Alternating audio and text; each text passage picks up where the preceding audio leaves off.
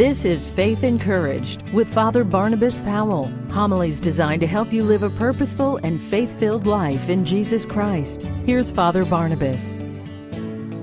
Christos anesti. Christ is risen. Christos anesti. Good morning. I'm so glad you're here. Today is the last Sunday we're going to be saying that, by the way. Next Thursday is the Feast of the Ascension, and we will complete the 40 days of Pascha. 40 days you celebrate the resurrection. And by the way, did you know that every Sunday is also Pascha? Every Sunday is Pascha. Every Sunday we celebrate the resurrection of Jesus Christ. Christ is risen from the dead, trampling down death by death, and on those in the tombs bestowing life. On this auspicious Mother's Day, it is wonderful that we're having this last Sunday of our Paschal season fall on this very important day. But I'm not going to preach a Mother's Day sermon. Sorry. This is the last in the series of homilies after Pascha, talking about how to live in the life of the resurrection after Jesus rises from the dead. The first Sunday, we talked about doubt, and we talked about Thomas the believer. The second Sunday, we talked about fear and the myrrh-bearing women. The third Sunday, we talked about shame and the Samaritan woman. And today, and then we talked about the paralyzed man and the paralysis that falls us in our life when we get stuck. You ever been stuck in life? We talked about that. We talked about these as barriers to living in the resurrection of Jesus Christ. Living purposeful Orthodox Christian lives in a world that seems to be turned completely away from God. In a world where it's easy to get distracted. In a world where you're so busy most of the time, you don't think about God. It's easy to forget God. It's hard to remember God in this world. So how do you overcome that? Well, you overcome doubt, and you overcome fear, and you overcome paralysis, and you overcome shame. And the last barrier that we're going to be talking about this morning is the barrier of blindness. When I was a boy, anybody ever heard of Ruby Falls? Ever heard of Ruby Falls up in Tennessee? Ever heard of Ruby Falls? So when I was a boy, my mother took me and my little brother to Ruby Falls. And we went, I took my family to Ruby Falls just several months ago, and it just looked smaller than I remember when I was a kid. When I was a kid, everything looked like it was huge. Like, man, I'm really just something else, but everything was smaller. And maybe it was because I had to kind of suck in to get in through the sides there.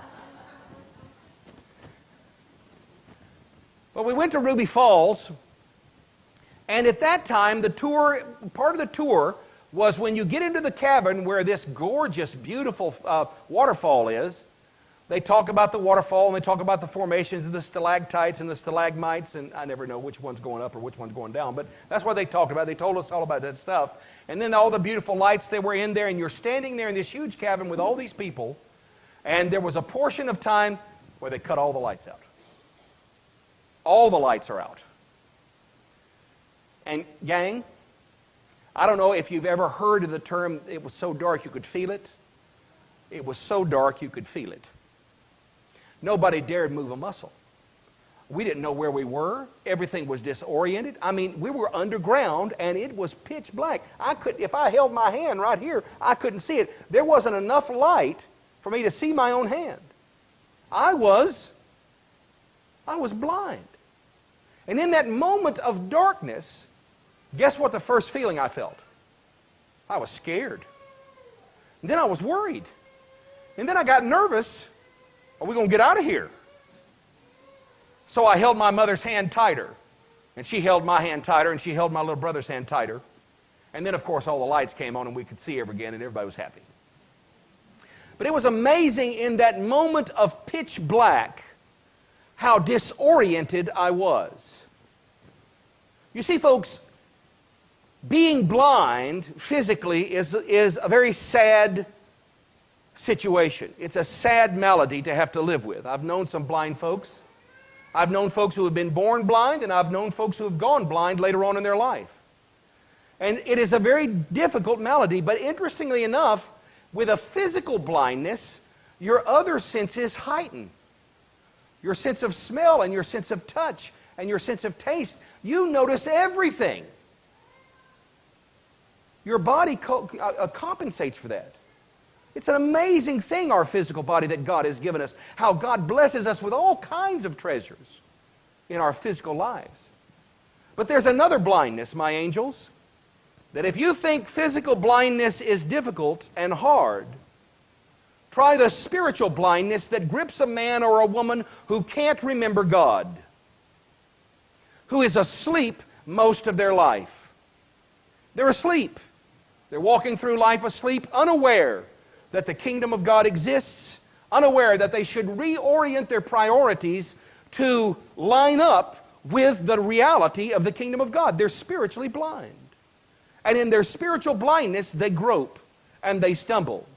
You ever seen somebody, by the way, it was amazing, you go into this dark place, and when we came out of the cavern that day, we walked out of the cavern, and it was a bright sunny day, and we walked out of the cavern, and when it was so bright, what did I do immediately when I walked out of the cavern? The light hurt. The light hurt my eyes because I had gotten used to being underground for that moment. And that's the way it is with men and women who are spiritually blind. They've gotten used, they've gotten that it was normal to be blind. It was normal to not pay attention to God. It was normal. Why? You just drive up Bethelview Road and see all the folks parked in the parking lot for the trail over here on the way over here to church. They're busy on Sunday morning exercising and doing many other things and never finding the ability to find a few hours to keep their focus on God. It's easy to be spiritually blind, folks. It's hard to stay awake to the light. And when you're not used to the light, you grimace against the light. There are three blind people in this story today, three groups of blind people. It wasn't just the man born blind that was blind. In fact, to be honest with you, he was the guy most able to see because he confronted Christ, he found Christ, he did what Christ commanded, go and wash, and then he testified to what Christ had done for him. He's the one that sees better than anybody. But there's some other blind people. The disciples were blind. They thought the man was born blind because he had sinned, or his parents had sinned, as if God the Father were pernicious and difficult to get along with. You see, folks, part of the spiritual reason why people are spiritually blind is that they've believed a lie about God the Father. They've believed the lie that God is somehow angry with them, that God is upset with them, that they've disappointed God, or God's disappointed them. They are so blind to the reality of who God really is that they excuse their blindness and their unfaithfulness in their everyday life. They don't practice the faith. They don't do the hard work of being orthodox on purpose. They don't fast. They don't attend church regularly.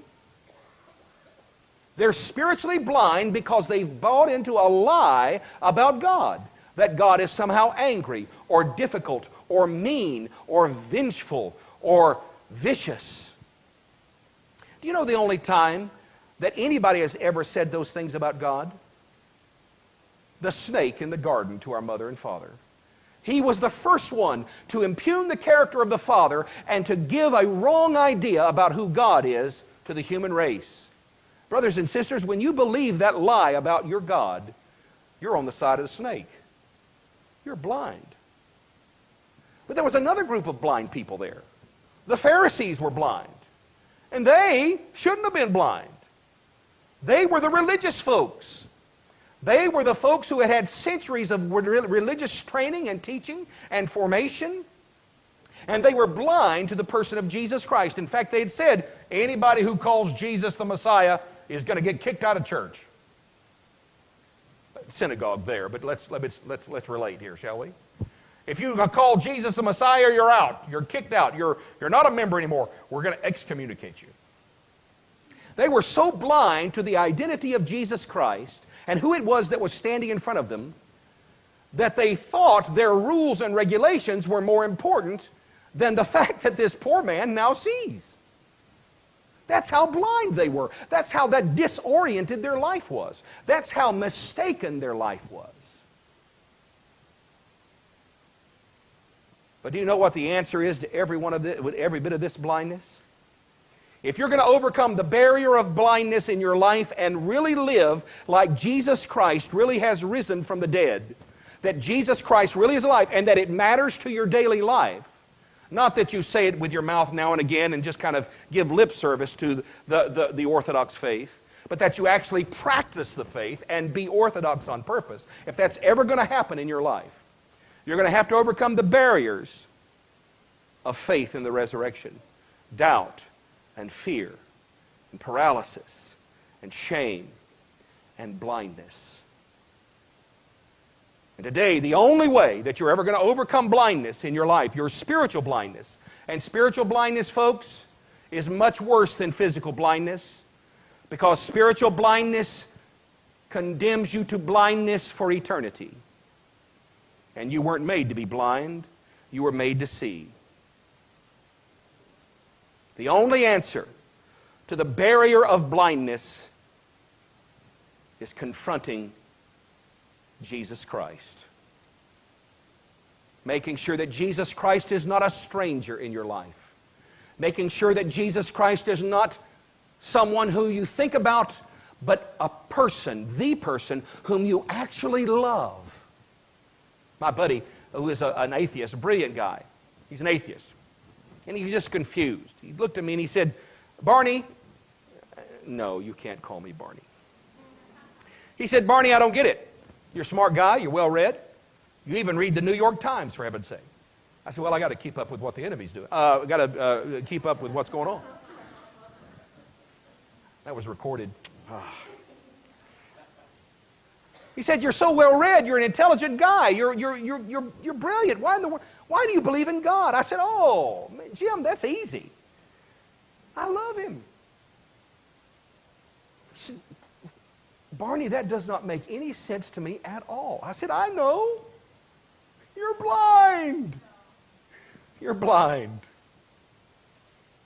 If you're going to overcome the barrier of blindness in really living your life in the faith, it is going to, as you come into conflict and face-to-face with Jesus Christ, and Jesus asks you, "Do you believe in the Son of Man?" What did the former blind man say? "Sir, I don't know who the Son of Man is, but if you point me to that direction, I'm His guy." That's my translation, by the way. Jesus says, "The man who you've seen, the Son of Man. In fact, the man who's speaking to you is He, my Lord and my God."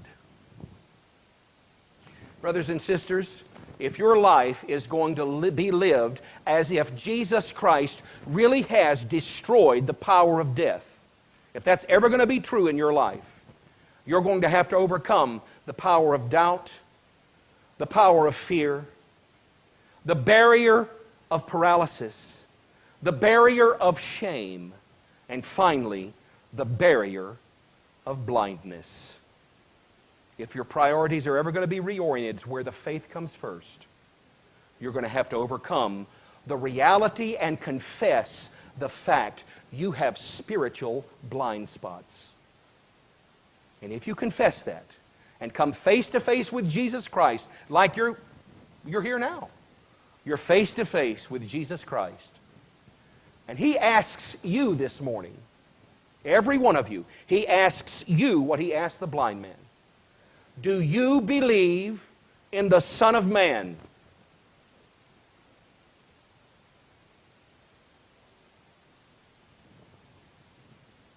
Well, do you?